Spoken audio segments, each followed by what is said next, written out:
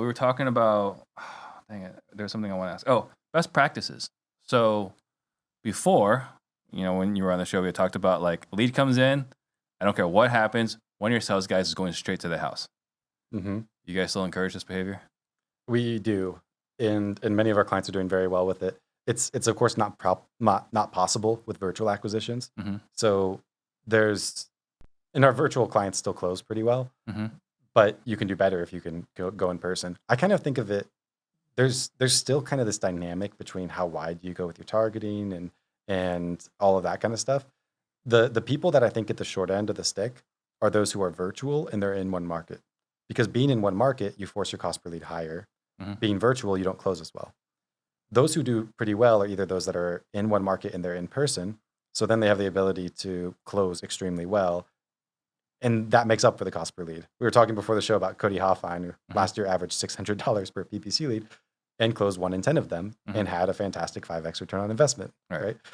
You can do that. Granted, the cost per lead has gone way, way down this year. It's a different landscape now. But there's that side. Or those that are virtual across multiple markets because your cost per lead goes down and maybe you don't close as well, but you have way more leads to deal with. So that's definitely something that has shifted. But yeah, doing the drive-by is extremely effective. Last time I shared 3 principles that were working best for our clients, and those 3 are still true. It's basically urgency, getting to the leads quickly, appointments quickly. I actually did an analysis with the client this morning, and we saw that their leads that they didn't get to as quickly, we analyzed which ones did they get to quickly versus which ones did they not. Not only did they have a worse no contact rate, but when they had an opportunity, they closed at a small fraction of the rate on those opportunities. So even though they got a hold of some of the people, they didn't close as well. On the ones that they weren't as quick to move on. Yes. Even though they still had the conversation with the seller and everything. Yeah. So that still matters. So conversion rate, even if you are able to reach the person, because we know it's harder to get a hold of a person, but even if you do reach a person, if it's taking some time, your conversion rate goes down as well. It appears so, yes. So urgency. That's an interesting stat because I haven't heard that stat before. It makes total logical sense, but I've never had anyone like say that like we have the data to support this.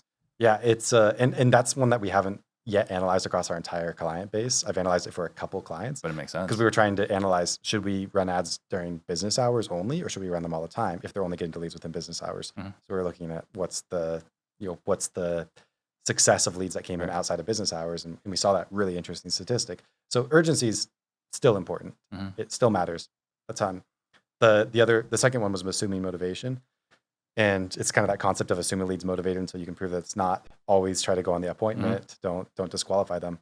Right. And it's actually really interesting. So we put our top 10% of closers against our bottom 50%. And we looked at their appointment rates. So on a net lead, so this is a lead that actually you did get a hold of them and they do want to sell their house. On a net lead, our clients that were top performers, they had 4 times as many appointments compared to our lower performers for their number of net leads. And they did twice as many deals. Yeah. So you could say maybe they had better leads, but the fact that they had twice as many appointments per deal tells me that they were just more willing to go on more appointments. Sure. Not that their leads were necessarily better. So I thought that was a really interesting statistic because those people who don't want to go to as many appointments, they're worried about wasting their time. All right, they're overqualifying the lead. Yeah, and sometimes they're right. But there are other times where they're not. Yeah, and they could be doing twice as many deals if they were just willing to waste a little bit more time here and there. And they already spent the money. Yeah, you already spent the money. Yeah, so this is all that top line revenue goes straight to the bottom line. Yeah, absolutely. So that was something that was shocking to me because I expected that our top clients would have more appointments. I didn't expect it to be 4 times as many appointments. Yeah. I mean, that's kind of like for us, when in doubt, go.